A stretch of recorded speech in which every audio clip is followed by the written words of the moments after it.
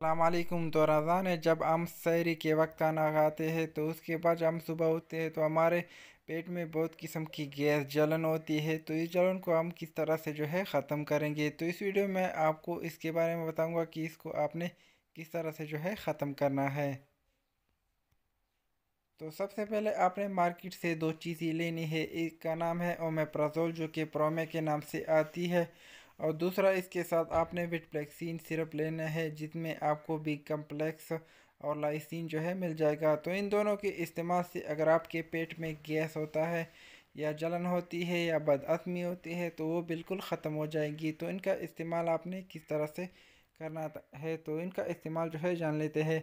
تو سب سے پہلے آپ جب سحری میں اٹھے تو آپ نے پرومے کیپسول پانی کے ساتھ لینا ہے کھانے سے پہلے، اور جب آپ کھانا کھاتے ہیں تو اس کے بعد آپ نے 2 چمچ وٹپلیکسین پانی میں حل کر کے پینا ہے۔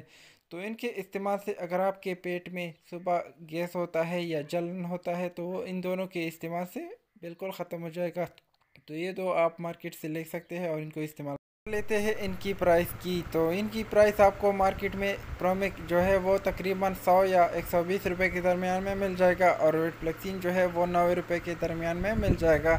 تو ان دونوں کا استعمال کر کے آپ جلن اور گیس کو ختم کر سکتے ہیں۔